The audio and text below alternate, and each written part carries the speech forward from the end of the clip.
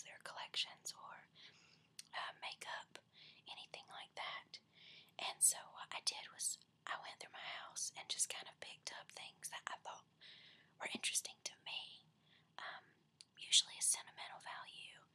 Some things are just random, like makeup or something like jewelry. But I wanted to show it to you, hopefully to give you a bit of relaxation. Is kind of what I was hoping for. It may even just bore you right to sleep. But so I'm sorry that my mouth's not in this one. I know it's a little bit different, but hi, it's me. And so this is gonna be me for today. But hopefully it turns out all right. And I don't think I've told you much, but within the past couple of years, I've lost several of my grandparents. Actually, I lost my mother's mother and my father's mother, my two grandmothers. I lost them within a week of each other. I actually found out about it on the same day, so that's tricky for me. Has been hard for me, but I thought I would start off by showing you a couple of things that I got from them that are not worth anything monetarily, but they mean something to me sentimentally. And the first one is this bottle. I don't know if you can see it well or not, but let me pull it up a little bit. It is a bottle. Daisies are my favorite flowers. It's just a green glass bottle, but my father's mother painted it and wanted me to have it, and so it got passed on to me, and I dearly love it. Some of my favorite colors are in it too. I don't know if you can see the yellows mixed in with the whites and the greens, but she painted it, and now I have it, and every time I see it, it reminds me of her. Another thing that I have is this little box. My grandparents were preachers, pastors of a church, and they had lots of missionary friends that went all over the world. And this is from one of their friends that did a missionary excursion, and it's got ivory in the top.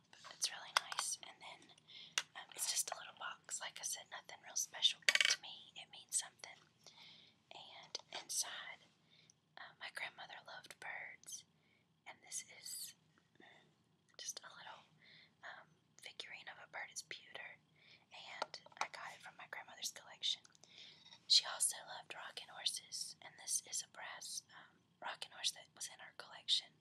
They're real heavy. I wish you could feel it, but they're just pieces of her collection that meant a lot to me. And so when we went through her things, which was very difficult, those were some of the pieces that I pulled out.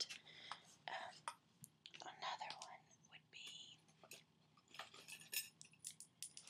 give me just a second. This was my great-grandmother's watch. I don't know if you can see, it's so dainty. It's really old and it doesn't work anymore, but it was hers, and I don't know, it just makes me feel real special to have it in my possession. And I love having a piece of my great-grandmother as well as my grandparents. I mentioned my family travels a lot. Another thing is every time my parents travel anywhere, they bring me back the most random little things, but this is from Cambodia. I don't know if you can see, it says Cambodia. It's just a little key ring. Also has other pieces of jewelry that my mom has brought me back from different places. Every time they go somewhere where there's a beach, she tries to get me something beach influenced. I adore the beach. I absolutely love the beach. So this was made in the straw markets in, golly, I should write this stuff down, but it was in one of the straw markets on one of their travels that they did, but it's made out of material that obviously you would find in the straw markets. Let's see, another one. This set of earrings was from Bulgaria. When my parents visited in Bulgaria, it's hand painted and hand done. It has little tiny, don't know if you can see or not, but it has little tiny pink roses on it. And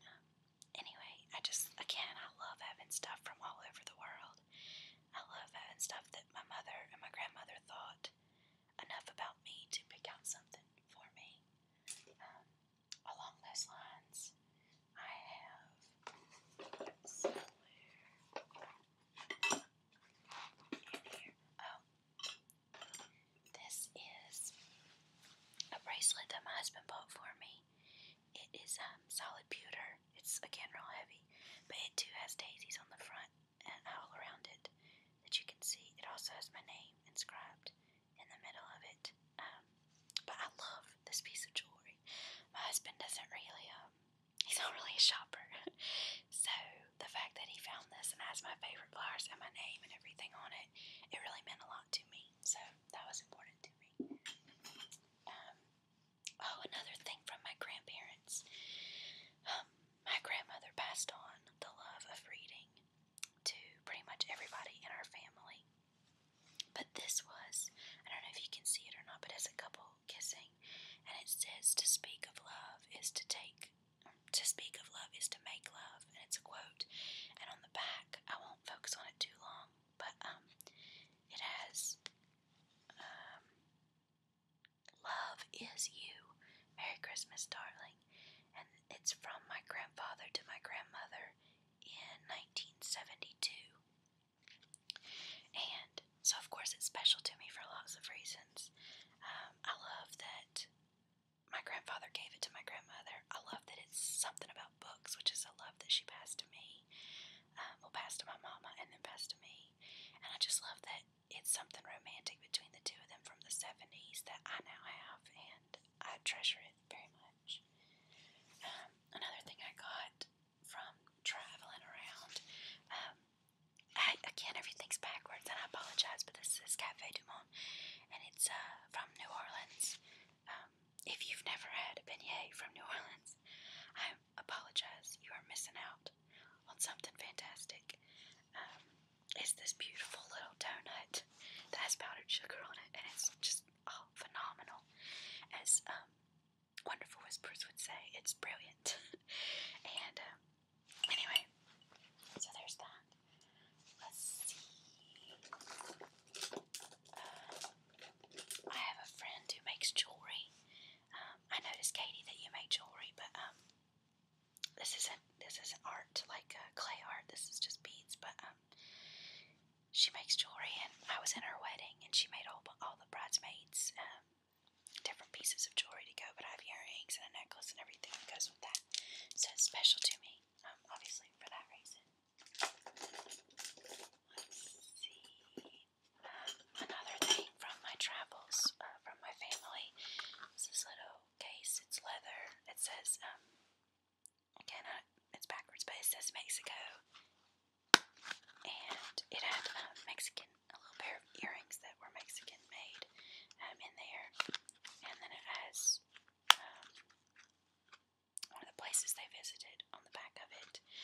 But again, I know all of this, none of this is really like monetarily that fantastic, but to me it's special stuff because each piece I feel like has a little bit of love in it. Another piece from my grandmother. It's kind of twisted up, but there we go. It was my grandmother's necklace, and I have pictures of her wearing it. This is porcelain. This piece here is porcelain, and it's hand painted.